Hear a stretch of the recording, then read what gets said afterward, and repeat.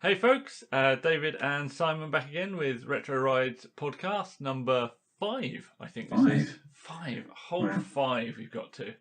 Excitement. Which is just a thrill a second. And this week we are going to cover the controversial and oft-discussed topic of what is retro. No, not that subject. It's terrible, it's a terrible idea. I figured I would do it this week because it's fairly early on in our podcasting stuff. I hope to be doing this for a little while. We've not really interviewed anyone yet, or any of those kind of things we've got coming up. My thought with covering off what is retro now is to put perhaps a little bit of a border around what it is we talk about. Not too much of one, because we are fairly loose with these things. And I fully intend to interview people that are probably outside of the whole retro, in inverted commas, thing. But I figured we'd set our stall out and define what we're about, and so people can decide whether or not they actually want to listen to us anymore. So at the end of this podcast, everyone will know exactly what retro is. Oh, there's absolutely no doubt they will know exactly what I think retro is. It'll be so nice to pin it down. How good is that? Yeah, that'll be it. It'll be never another debate about whether or not something is retro. No. Because you and I have decided it here and now, and there will be no ambiguity, I'm sure. Nothing at all. What if we don't agree? Then you're wrong and I'm right. Okay, that sounds fair. Pretty much how this works, as far as I can tell. What I say is truth, and it's just the rest of the world that is wrong. So I'm fine with that. that's almost a problem for my ego. No, we'll work something out. So, yes. I was trying to work out how to approach this, and the real trick, if you say to somebody, what is retro? There comes a massive question mark about what you mean. And I know that's kind of what we're here to define, but this whole thing, do you mean in years? Do you mean in type of car? Do you mean whether or not it's modified or not? Do you mean the sort of people that drive it? Do you mean what it's used for? Like all of this stuff. Yeah. It all encompasses, which is why these sort of debates and discussions go off the rails completely, I think. It's because what is retro covers a whole bunch of things. So I'm going to attempt to divide it down, and I will ask you the question, and you can stuff in your answer, and then I will respond with what I thought would be, and we will see where we go from there for each of those different things. So, is retro a definitive year or range of years? No, it isn't. Far from it, in fact. First of all, we need to clarify if we're speaking in a car sense, which obviously we are, because that's what the podcast is about. But retro, if I was to walk into Argos, I could buy something retro right now. It'd be like a funny shaped alarm clock or something, wouldn't it? But that's not what we're talking about. So is it a year? No, it's not. Although we have to have a defining year for the sales section, which means that things fall either side and we have to pretend they don't. But no, there isn't a different end of year. And if there was, it would be rolling, wouldn't it? Maybe. Is there a definitive starting point? There kind of is. In that, I think that retro kind of, if you were putting an official line on it, should be starting where classic finishes, if that makes sense. Well, where does classic finish? Classic finishes, I don't know, 25 years ago. I don't know. No, you can't do that, because if classic finishes 25 years ago, then basically we were only cars that are 25 years and younger, which is basically the 90s onwards, which clearly is not. Well, I mean, I don't think, if we're talking about retro rides, I think that classic cars are part of retro rides. Definitely. That is true. But I think that retro rides, when it was started, I think it was just about things that we liked. It was basically, anything that we liked is classified as retro rides. Retro in that respect. But I think the reason the forum started is because of these outliers. It's because of the unloved stuff that sits somewhere in the middle. I don't think Okay, so that's a question I want to come on to in a minute. So, which is whether or not retro has to be unloved stuff. But I think the date stuff is super interesting because if you look at hot rod circles, classic to a certain degree, although they have some interesting outliers in their world, in the classic world. Although hot rod's officially pre-49 flattening. So a hot rod is officially pre-49, right? Yeah. VSCC quite obviously is pre-war. That's vintage versus classic. So they got a date range.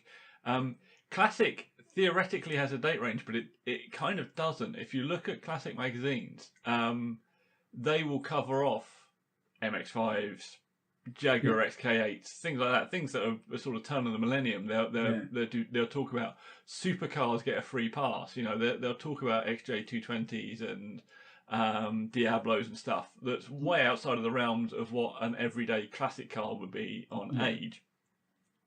So retro's kind of interesting in that regard. So somebody at work asked me what it was ages ago, and I said, oh, it's basically sort of 70s, 80s and early 90s cars. And there's definitely a desire, I guess, for it to stick around those ages, which is interesting because as time goes on, those things get further and further back because that's the function of time. And so things that were, say you pick up an early 70s something or a late 60s something, because that still counts as retro and it's all modified and all that kind of stuff. Is that more retro than someone with, I don't know, a 95 Cavalier, if that's possible, a 95 Vauxhall of some description? Do you know if it's modified? Then I think it is. I think that obviously we talk about are these things rolling or not. Maybe that's what happened. Maybe classic was like, classic's things that are quite old. We like classic cars; they're good, and people define this middle ground. And then suddenly, what people define as classic had become fixed, and people, whether it was us or somewhere in the middle, I don't know, defined retro to fill the gap. And maybe someone's going to come along with another gap. Maybe neo classic or neo retro or something is going to be what comes to. But that's interesting. There's is it TDK on the forums got the club 1830 or whatever it is that he has on there, and I think that's fully legit. That's kind of, there's definitely a range of cars there that kind of live in our world, but some of them are a bit too new. But it's interesting, as you say, that they're sort of classic. There's definitely a classic retro crossover. I think one of the things that I would come on to perhaps in a little bit is whether or not the division is whether or not they're modified. But I think there's definitely a world in which we could be a rolling age, but I don't think it's quite as cut and dry as 20 years or whatever. So that there's always been talk of this sort of 25 year or 20 years and it becomes retro because the age of people that get into these things is gradually moving forwards, and to someone that was born in 1990 that's now however old they are. Nappies? Are they wearing nappies, people born in 1990? I'm afraid not. I think they're about 26. No, you can't be right there. So I remember 1990. So they would be of the sort of age I was when I was getting my first set of retro-y type cars.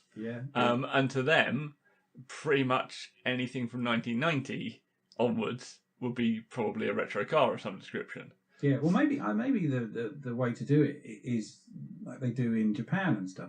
Is they have chrome bumper cars, don't they? Or they have metal bumper cars, and that's a good way of doing it. Yeah, definitely. That worked. I think the kind of European young timer type thing works as well because that's a little bit more loose in definition. There's like, I think there's a specific age where it starts, but there isn't a specific age where it stops. And I should imagine that's also a moving feast. I think there's cars that will gradually move out of being in the retro world, perhaps, if they're not already modified, and into a world of classics where people are very unlikely to modify them. In some ways, I think that we've already seen that happen with some of the cars that used to be very much what I would consider a retro car. So a Mark 1 Escort, Mark 2 Escort would, when we started up, would be something you would find for a reasonable price and then do some stuff with and have a bit of fun with. Whereas now you definitely think twice before doing that. You would pick one up if you found one in very good condition and think, would I really want to modify this at this point? Like, I'm not sure I will be painting this peach and shaving the door handles. Yeah, exactly. So there's definitely a function of time moving on. But as somebody that organises a show for retro cars, it's really tricky to go, actually, no, your car isn't quite old enough. Your Mark 1 Clio is not as old or as retro as this Triumph Dolomite, say. And that's, to me, which is weird. Unarguably true, though. Like, it's not as retro, in inverted commas, as this Triumph Dolomite.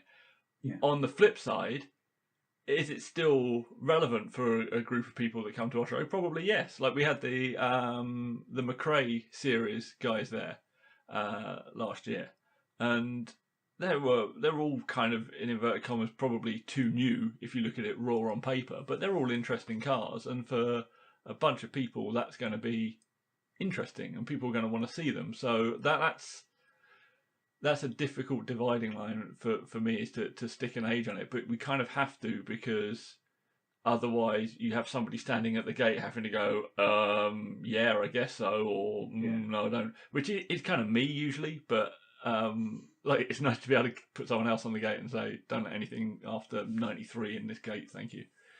So, yeah, I mean, that's it's a weird situation, isn't it? I mean, that's this. We come back again to the unloved status, and I find myself thinking that cars that are notably quite good and interesting, but have got a really big following elsewhere, seem to become less relevant. When you talk about, I don't know, if you think about Subarus, some of those Subarus, the Imprezas, they're pretty old now. Yeah. And squeeze in. And I think that they're good cars. In fact, you have one, don't you? I do indeed. Yeah, I think that they're good cars, and I personally wouldn't mind owning one.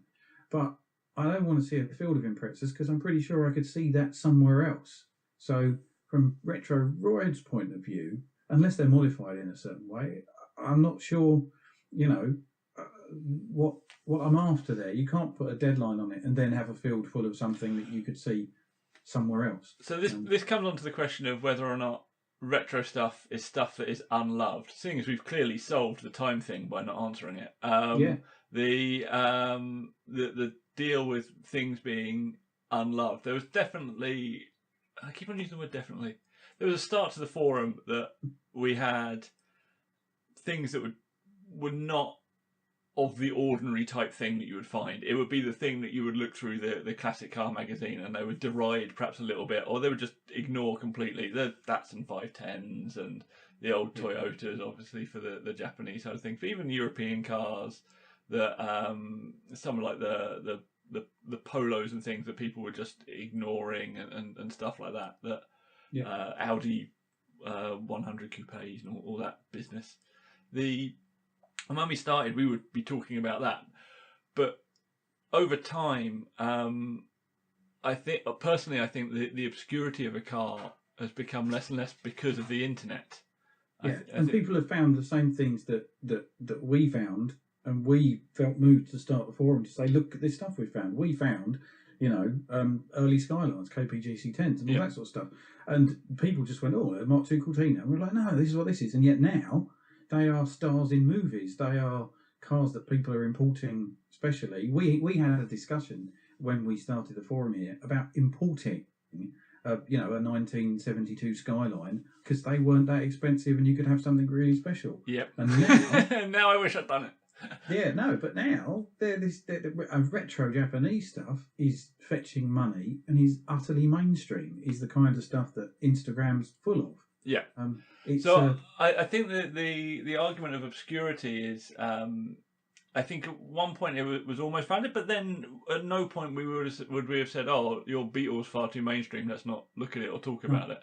Or we're not about to drop retro Japanese stuff from from Retro Rise. Goes, hang on, we can't have those anymore. They're popular. We can't have no Datsuns allowed. People like Datsuns now, and we only like cars people don't like. So yeah, I think the obscurity stuff. People have an argument that we were all about the fringes and the unloved.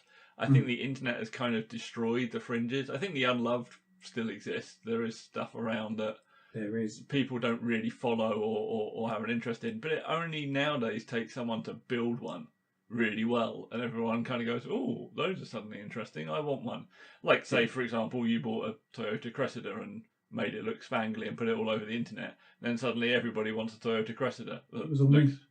It was great. I'm still waiting for that to happen with Datsun Sunnies. The thing is I think also what you can find out because of the internet is that people actually are doing these things somewhere else. Because I was definitely not the first person to be playing with the Toyota Cressida. No. Even in the right style, but I probably was amongst the first, although I'm sure there's also other people amongst the first around the world that found out that they were pretty much a staple of another scene. Yeah, I think there's that's again it's interesting that the internet has kind of compacted the world of obscurity in that way as well. That these little car scenes are all sort of disappointingly sometimes mashing together, and you know this whole thing where I can't tell whether a car's from Japan or New Zealand is kind of great in a way, but at the same time is quite disappointing. Yeah, because I used to be able to tell, and that was a nice thing. And for the sort of the definition of retro, I think the argument that it's about unloved and obscure stuff of a particular age doesn't hold water either, because at no point have I ever not wanted to see a well-modified Escort or Beetle or Golf. And in many ways, when we started out, what we would do is look to those scenes, look at what they were doing and going, wicked, we can apply that to something else, possibly that we could afford. There's definitely the fact that we didn't always have the money to afford these things, even when they were cheap, because we were even cheaper. Yeah. But and there is definitely certainly a cachet to having that eye to look at the shape of, I don't know, an Alpha 33 and see that it's a 3-box pretty much just like a Mark II Golf. Yeah. And if you picked one up, not Mark II Golf, Mark II Escort, a 3-box like a Mark II Escort, that if you pick one up and did to it what people do to Mark II Escorts, you would be an absolute hero in my book, and better than someone that had done it to a Mark II Escort, or at least the end result should be if it was all done to the right level.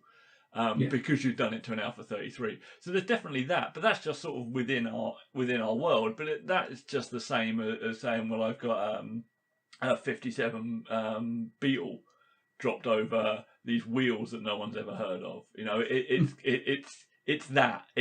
But it's our way of doing it, which is to find the obscure base car rather than find the obscure wheels. So I think that because in our world, the obscure base car is actually probably easier to find than the obscure wheels, because everything's obscure when your base car is insane.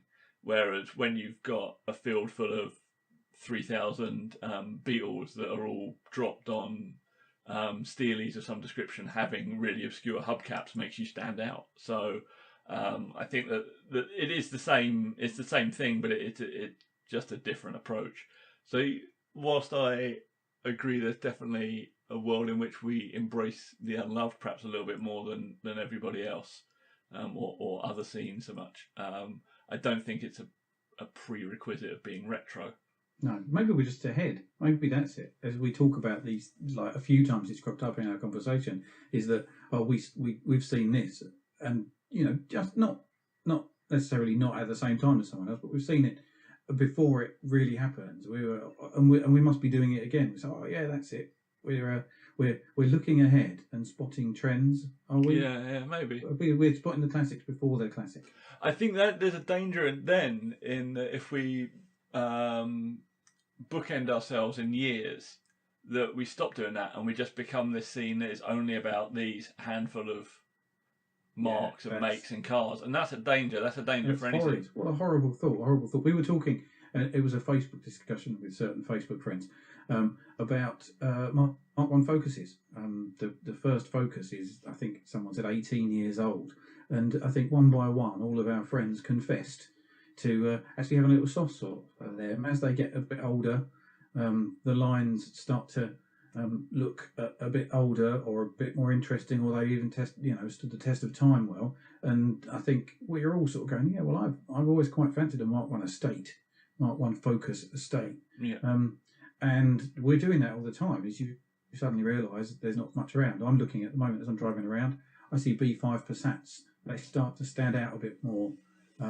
You realise there's less and less. This is the time they're all being scrapped. Yeah, And so it's also the time that if you're a car-minded person, usually on a budget, that you start going, hang on, there's a good one there, and you start trying to pick off the good ones before they disappear, because they're all going to get scrapped. Even the good ones will get scrapped if someone doesn't quickly nip in and go, hang on, I'll have that one. Well, thanks very much. When they're all worth £500, that you want to find the good £500 one, and then you buy it, put some wheels on it, and then hopefully you just ride the wave long enough for people to go, hang on, I want to be 5% as well. Yeah, definitely. And you were there doing it all at the start. I think I kind of that is my fear with kind of like pigeonholing, as I say, between a set of dates, the whole retro thing, that it will move on, it will move forward. Like the whole thing of what we do is moving forwards. That there's a problem when of supply that happens when you kind of bookend yourself, in that these cars are made between these dates, and there is attrition for various reasons. You crash, or finally the rust is too much, or whatever happens. Things kind of end up disappearing, and because the supply goes, the cost goes up, and then you're less likely to do things to your car. Yeah. Not always. Like, people still modify pretty rare cars. People still race Ferrari 250 short wheelbases. So it's not sort of a complete dead end to those things, but it restricts everything down. It becomes much smaller. And what I like about what we do is it's quite all-encompassing and quite open, which is what makes it interesting. And it's where some of the sort of innovations in what we do occur. But that does bring me on to a point of, is retro only modified stuff? Oh, personally, I sort of say yes, because the retro rides is still personal to us, isn't it? There's still that core group of people that are there at the start that have a feel about retro memes, and I sometimes get a bit upset when it looks like it's going a different direction, because I want to look at things I like still. Yeah. And I'm giving your example of perhaps a Dolomite and a Clio. I'm still, even though I'm a bit of a Triumph fan, I'm still probably more interested in a Clio modified in what we might call a retro style, than I am in a stock Dolomite. And I'd still, whilst I'd rather have a modified Dolomite, I still look at cars and I think that'll look good modified if it's not modified. And the desire to own a standard car, unless it's a really, really good one, just falls by the wayside for me. I want cars to be modified, and I don't think I'd want the forum to be full of stock cars. No, because that's the world of classics. That's classics and sort of neo-classic type stuff. In which case, if I picked up a nice Nissan Sunny, a nice, I don't know, F-Reg Nissan Sunny that was in really, really good condition, I'd probably be tempted to sell it before I modified it. If it was a really good one, do you know what I mean? Yeah. When you find a 10,000 miler, but then again, an F-plate Nissan Sunny will probably cost you 500 quid still. In which case, it's fair game, isn't it? Yeah, pretty much. Let's modify that anyway. I think that if you have a question in around something like a Barkus or something like that, if that rolled into the Retro Rides gathering, unmodified, it would still be retro, right? Yeah, that'd do the job. Yeah, yes, yeah, you got me there. So it has to be. So if it's unmodified, it has to be obscure. Well, no, what it has to be is it has to be special. Yeah. And how that thing becomes special, it might be special because of the remarkable condition. It might be special because of the rarity. It might be special because it wasn't that expensive, or it was very expensive. It's got to be special for a reason. So that's what's interesting to me as well, is that if somebody rolled into the Retro Rise Gathering in a stock Lamborghini Miura, I'd be like, yep, straight in. Awesome. Love to see that. Because it's interesting. So what I think perhaps retro can be defined as, at least as far as I'm concerned in this bit of it, is stuff that is interesting. And then that's where it all starts to get a little bit hazy, because what people find interesting, other people don't find interesting. But what I'm saying is with modified, and the reason modified works so well as a kind of almost a rule of thumb, is because you've immediately made it more interesting in some regard. Whether or not it's good or bad is neither here nor there. It's more interesting that this has been done to it. It's not a stock Triumph Dynamite. They're perfectly acceptable if you wish to do that behind closed doors. That's acceptable. Yeah, but if you want to modify it, then it becomes interesting to me. Whereas if you turn up in a Barcus or a Lamborghini Miura or a Rolls-Royce Silver Ghost or an absolutely pristine Mark I Clio Williams, be interested in all of those because they're all interesting. How pristine does that Clio Williams have to be? It has to be absolutely like it rolled out of the showroom 50-miler job. However, if you're going to turn up in a Clio Williams, it would probably be much easier to turn up in a modified one that's modified, because that makes it interesting. Yeah. So I think that there's definitely a sort of almost an interesting continuum. But it has to be, this is another thing, it has to be interesting to the right people. I'd say, remember when you and I went to the Hot Olds meet, and I was trying to explain to normal people in my world what I was doing, why I was going to the other side of the world for a particular car show. And the best analogy I could come up with for non-car types was actually a football one that was, if you really like football, I don't know much about football, but I'm guessing this is how it works. You should like all football, shouldn't you? You should be a fan of football. You should not only support Manchester United, but you should go and see your local team. You should pop down the road and see Green Eyes Athletic or whatever it is that football people do. And I think we are those minor leagues. We're grassroots, and musically as well. We're kind of those little live bands that nobody knows about, and some of them make it big and some of them don't, but we're in the meantime going to little dirty pubs and watching bands no one's ever heard of, and thoroughly enjoying it. And we know that there's a world of pop. We know that Little Mix is out there doing their thing, but that's not really us, is it? You can't be you're not a music lover and a Little Mix fan, are you? Well, that's a controversial argument, but I think that I see your point. Is that we are the obscurity. There's a danger in that, though, that you end up kind of in this weird hole where it's a bit impenetrable to outsiders, when really you want to be embracing outsiders, and you also get a bit narky when something from your world becomes famous. Like look at the former Bryn Musselwhite now, Bruce, Land Rover, previously belonging to another 2 or 3 people. That's now a famous car, right? That, like, I went on Reddit the other day and someone had put up a picture of it in their stance section, and it was like everyone's like, "Oh yeah, I know that car," and that's awesome. Like that car has broken out into the mainstream. But if you're talking a band analogy, like, how does that make you feel? Because suddenly this retro thing is mainstream, and people might look at that and go, "Oh, that's what retro is," and it kind of is, but it's more than that. Or is it great because it brings people into our little world, and hopefully they'll see what we're about. I don't know, it's that weird thing. It's like on social media, you're looking at something, and then your normal friends, we all know what that means. You've got your car friends, haven't you? Then you've got your normal friends, which may have a passing interest in you. Start posting something that all your other friends posted a year ago, and tagging your name in it. Yeah, it's that, isn't it? And you're sort of like, want to be polite, and if it was a good car a year ago, it's a good car now. It's like, thanks very much. I've seen that Volkswagen Barbecue before. Yeah, I get tagged in longboarding videos that I saw about 3 years ago quite often. But that's kind of exciting because it's people. To me, it's exciting. So from my point of view, I think it's great that we have breakout cars. I think it's brilliant. We've got people like Bruce and Bryn out there, and like Hux and various other people that are out there pushing their cars and go and look at all this stuff, like all the retro power stuff that sort of makes it into fairly legitimate magazines occasionally, and all this kind of thing. I keep on talking about retro power, but I suppose they are the main thing in our world. Hey, other garages, if you're listening, email me. We'll talk to you.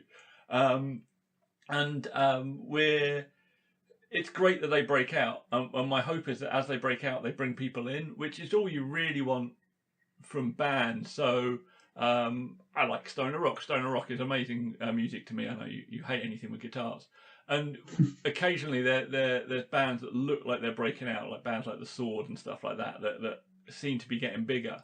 And the hope is that the people that dig that kind of go, oh, I'll look into this a bit more, and they'll find, I don't know, All Them Witches and various other things like that. And you think that's kind of what you want. And sometimes it's disappointing when it doesn't happen. Like they're like, oh, this band is good, and then that's the end of their investigation into it. And disappointing when it does happen. That's the thing. It's nothing I enjoy more than when a song comes out that's really quite good, and then it doesn't really happen, and then it's kind of yours forever. You can listen to it whenever you like. So that's the thing. That 1990. That is where the cliques come from. This is where you get the accusation of cliquiness within the retro scene. Is because there is a desire to kind of keep it and protect it and keep it in our little hermetically sealed world and say this is retro, and our, even though it's very vague, definition of what it is what it is. Yeah. And from that you kind of you end up kind of alienating people. And then on the flip side, you've got this hermetically sealed scene where people start to all know each other, so it looks even more cliquey because, particularly on the internet, they use people's real names and stuff. And that's not actually that. That's a function usually of geography, because people see each other in real life. Yeah. So they tend to call each other by their given names in the various areas they're in. But as a whole, we could appear that way because we want to protect what we do. Like the hot rod stuff always appeared to me like to be very almost isolationist, and that can be very damaging in the long run for any kind of car scene. Motorsport again is also fairly similar. Sometimes some areas of motorsport can be a little bit isolated, and what happens is over time cars break, people lose interest, people lose money, and the grid of entry gradually goes down. And the hot rod stuff is kind of the same. You got the from my point of view, you have the same X amount of builders building the same X amount of cars, and there is new blood comes in, but not much. And maybe that's worth it because they have such a very specific identity about how it's going to work. So maybe it's not a bad thing in that regard, but I think for the long run of any kind of scene of any type, I generally think it's a bad thing to be a bit isolationist. So might there be a time if we continue? I certainly am looking to cars the same age as I was when we first started this ride. I'm still looking at things that are moving from banger to retro, I suppose, if we put names on it. Is there a point where we step away from the scene that we are so very much part of? Can that happen? Well, that's the question, is whether or not the Triumph Dolomite can sit alongside a Volvo C30 in 20 years. Did that work? Like on a long enough timeline when everyone else is driving all electric self-drive cars, are those two things basically the same? Because there's already this whole thing. You look at cars from the mid 80s to the early 70s, and in a lot of people's eyes, they're basically the same age. But there's a huge difference in age there. But yeah, like people well, there's the thing. There's that thing that everybody does, which I wish people wouldn't. Is that they go, all cars look the same nowadays? Yeah, it's just such a ridiculous statement. Is they don't, because people are trying to be different. But yeah, some things can look similar. But the other thing is once there's only 10 of those on the road for every 200 of everything else, suddenly they don't look the same, do they? Cars don't all look the same. 70s cars don't look the same in a field of 90s cars. They look the same in a field of 70s cars. But I think that the point is that people just look at thing from early 70s, mid 80s, or even to the late 80s to the mid 60s, and they're just old cars. Yeah. And it doesn't matter what age they are. And then as you get kind of more recent, people start to notice whether or not a car is a little bit old or it's just newish kind of thing. Fashions in new cars change, which means every time, for instance, every car's got to have little LED driving lights now. Yeah. And so that means that we've got another line that we've drawn, whether that line is the start of, I don't know, Lexus rear lights or something, when everyone started having clear back lights or something like that. You know, like we do bumpers and curvy, all-in-one colour-coded bumpers. And then maybe one day there'll be a forum, if there's such a thing still exists, of pre-LED light cars. Can you imagine it? It'll be like, yeah, I've managed to pick up a really nice old Mercedes before it had LED lights. I think it's an interesting thing to project forward what happens with all of this stuff, because I don't want to box ourselves into date ranges, but in my brain, is there a world in which not even a Mark 1 but like a Mark 3 Mondeo becomes a retro car? Probably. It probably happened one day, but what time that is, I do not know. I think some cars are a good shape or have a I don't know, just something that's good about them. And I'm not really up on my Mondeo Marks actually. No, but I think the Mark 3 Mondeo is one of mine that I like the look of. But the thing is that if someone came on the forum with a Mark 3 Mondeo, I would not think that's a retro car. I might think that's an interesting car, so it passed the interesting test. But it depends what you do to it. This is the thing. If you're gonna pluck a modern out from modern life and then do the right things to it, then I'm more interested in that than I am potentially in your super clean Clio you talk about. Someone turns up on the forum with a slammed 2002 Mondeo estate. I want to be their friend. Yeah, but I do want to see it, but that's not a retro car. No, we're not going to let it in the field, and I'm not going to let it on the for sale section. That's the difficult thing, actually, is sometimes when you're open-minded about cars, which we are, at least I like to think we are, within reason, and then suddenly you find that your own rules are stopping you from looking at what you want to look at, then things feel like they've gone wrong, don't they? As I'm looking at different cars turning up, I've, in fact, removed 2 threads yesterday in the for sale section of cars that very nearly fit right in. But what we don't want to do is open it up to a load of stuff that doesn't, as a result of letting those 2 in. Yeah, I'm not in favour of D Bizzle, actually, on the forum's argument that retro is kind of whatever you think it is. It was like slightly more nuanced than that, but I don't agree that having a cool car immediately makes it retro. Otherwise, we'd just call it the Cool Car Forum. I think that there is some level of structure around what we do. I think the edges are where it gets confusing, and people want to join in. That's the other thing. Is people have their whatever it is. They have their 2005 C30, and which I have, and they want to be part of the retro thing. And they're like, I'm going to do whatever it is. I'm going to find some 18-inch steels or something to put on it. And I'm going to do a checkerboard roof, whatever cliched other stuff people think is retro. Sounds awful. Yeah, it sounds terrible. I know what you're saying, and they'll do that and they go, I got a retro car. It's like, no, you haven't. It's like, you just don't. It's like you have a thing that's kind of like, I see where you think that, but you haven't. And that's no bad thing. Like, it's not a bad thing to not have a retro car but have an interest in it. Like, I've got interest in all sorts of things that I don't actually own, or I have an interest in supercars. Do I have a Ferrari in the garage? Not yet. And that's kind of the problem a little bit, is because we're quite all encompassing and we're quite open. It is very easy for people to go, my car's involved. And that's brilliant because they want to be involved. It really is awesome. But it would be better if they were involved with something from the 70s, 80s or early 90s. Yeah. However, there is this weird tail end thing where you're kind of on these weird border cusp things. This 25-year-old thing kind of stands up and holds a little bit of water, or 20 years old. It's the difference between 20 and 25, I guess. And those sort of age cars modified in an interesting way, I want to see. It's like Ollie Bartlett with the Rover.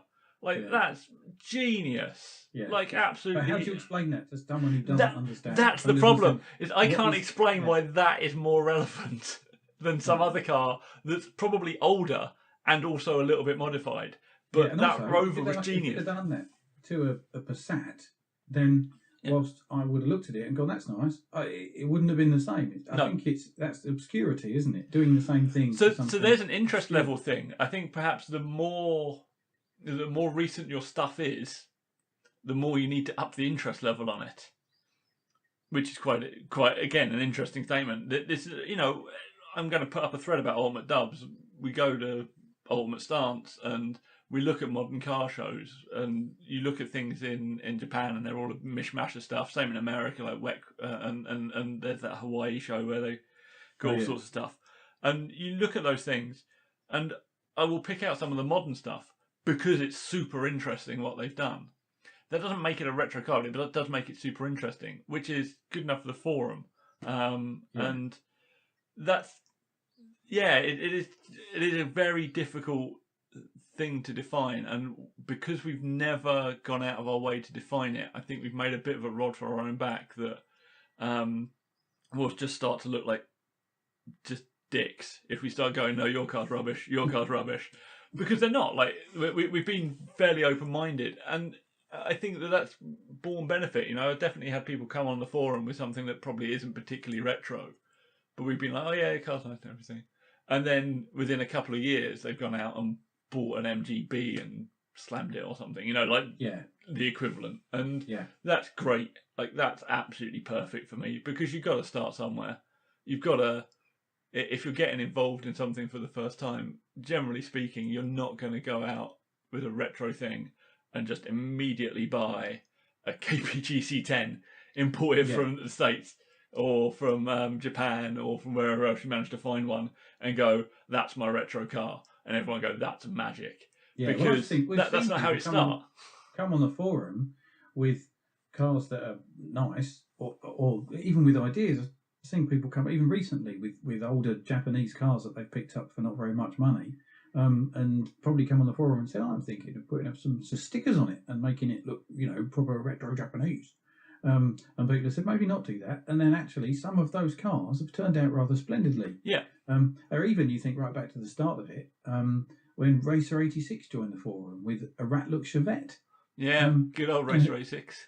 And then think about what he's done since then. That's kind of thing. I would, if I was to be pushed on a definition, I would say you've got any modified car from the 60s, 70s, 80s, and 90s up to about 95, and you're bang on. Anything else is kind of probably not, but maybe interesting. Yeah. And that is why, and whether or not that 95 gradually moves over time, I think it will. But what I don't think it will do is move every year. I don't think it's like a rolling, right now, next year it's going to be, 96. I think eventually you'll start to go, there's more like 96, 98 cars. So we'll just call it 98. Like, maybe in 5 years' time, we'll just go, just call it 98 or something. But I don't think we should ever lose. And I think we have been in slightly danger of losing because of the population of cars.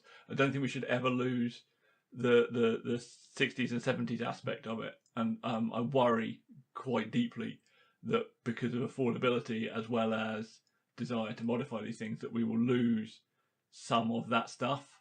Yeah, I do. I look sometimes. I look at Seth's threads, for instance, and just realise how many cars like Seth's we don't have on the forum these days.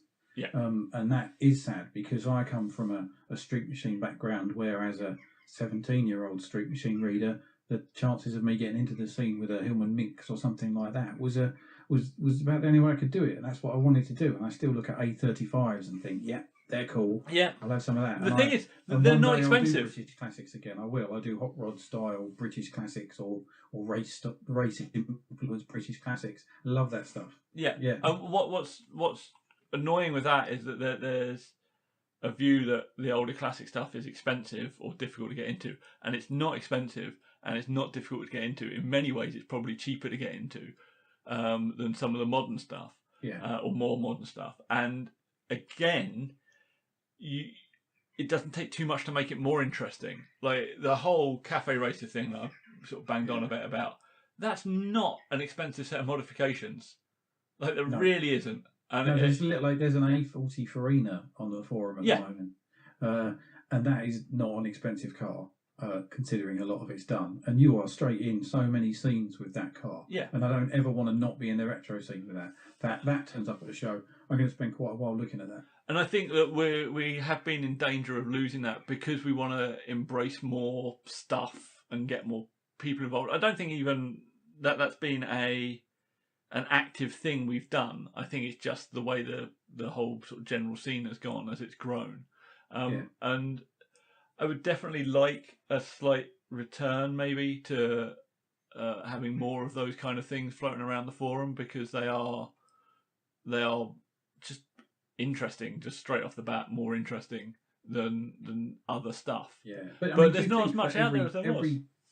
Every Clio Williams that you let into the Retro Rise gathering, another Austin A40 doesn't turn up because Retro Rise doesn't look like his thing. Yes, that's my worry. That is my fear. That's why I've stuck the date range as it is on the gathering, because I don't want to get to the point, whilst the retro scene may gradually move, I don't want to get to the point where I'm alienating earlier cars. I would like to get to the point where those things, the earlier stuff, forms the core of it, and then the newer stuff like floats around the edges. And that's kind of how it is at the moment. And the quality of cars has definitely gradually gone up over the last few years. Over the last 10 years, because the scene has grown and more people have finished their cars and all this stuff. So it's definitely got, as a scene, the retro scene has got bigger and better, but slightly less defined. So from my point of view, I would say that the core of the scene is those decades, your 70s, 80s, and early 90s. In fact, if you want to pick a date range, I'm going to say 65 to 95. Bang on. Anything earlier than 65 is awesome, and I'm interested in it, and it's probably retro. But also kind of strays into the classic territory if it's unmodified. Yeah. And anything after needs to be super interesting, but don't get upset if someone tells you it's not retro. It might just still be interesting. I'm in agreement with you, and I think what that comes down to as well is, can I see it somewhere else? Yeah. And you don't want to exclude something that you could see somewhere else, but I want to see a modified Austin A40, but I don't necessarily want to see a load of unmodified Austin A40. Yeah. So that's where the modified bit comes in, doesn't it? Yeah. As you get closer to the edges, or even over the edges of your 65 to 95 boundary there, it better be good. Yeah. Well, this is why I like bringing the VSCC stuff to the gathering, because it's just interesting. It's just phenomenal stuff. Unbelievable cars. And it's a shame that actually over the last sort of 6 or 7 years, the prices of those have gone up, because they used to be an affordable way to own ridiculous vehicles. Yes. So that's why they're there. Are they retro? Probably, like in the strictest sense, probably not. But in the same regard, if I was to bring in, I don't know, a Super Tourer, like one of the Super Tourers, because they're all floating around at the moment, to go up the hill at the gathering, is that retro? Not really. It's like a little bit too new. If I bought in a Primera or Honda Accord from that era, it's a little bit too new. But is it interesting? Well, yeah. So it kind of gets a free pass. Yeah. So that's, I think, a little tricky. But yeah, the core, I think those core decades, if I say 65 to 95, if somebody put a gun to my head to define it, that would be it. And modified. I think I'm unmodified not stuff. disagreeing with you. So yes, there we go. There we are. I told you, defined. Brilliant. But I didn't get on to why people aren't important. So that's a shame. In fact, I will cover it very briefly, seeing as we have a few minutes. I responded to George B, who said that about the forum is people as well, and it wouldn't be as good without people. And I think there's a slight difference there between community and forum. The forum would be great if there was no personality and it was all just cars. Yeah. It just went on there, just purely cars every day, just awesome cars, like just interesting stuff to look at. It'd be brilliant. No personality, no people as such, like everything anonymous if you want. But the community would suffer. So the fact that James Hill came and helped me with my car, the fact that Area 52 exists, the fact that Tab exists, the fact that we have meetings, the fact you go to shows and see the same people over and over again, even if, like me, you can never remember their names. Those things would disappear, and those things are super important for the wider scene. So my before anyone thinks I'm completely antisocial, even though I kind of am, the forum would be great without people. We said this from the start. Yeah. I think that's when people say that the forum is a bit cliquey or whatever.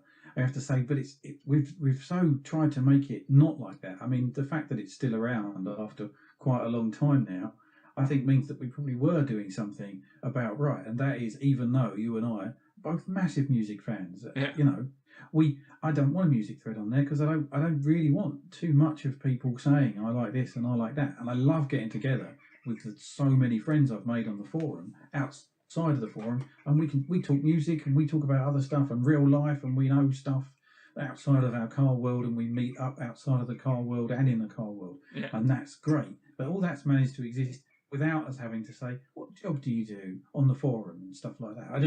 I don't. There's a real danger with a forum that it really locks it into one place when a group of members start to know each other and no one else can really get in. And I think that we've really avoided that. I don't like the forum when it gets into community for community's sake. Yeah, but I'm also a big fan of people helping each other do car stuff. So if you want to do community stuff, try and find your local friends and do that there because it's awesome. And in the meantime, post up cool cars between 65 and 95 on the forum. And any other interesting stuff you find. There you are. That's the definition. It's basically these years and anything else. And if you know, you know. Yes, and if you know, you know. And also, no motorbikes, even though it does say rides. So there we go. Yeah. So, excitingly, revolutionary for episode number 5, I have worked out how to finish the show. And I've decided that what we're going to do is a super interesting car fact or an obscure car fact. And then we'll end the show. Okay, have you got a super interesting car fact for us? No.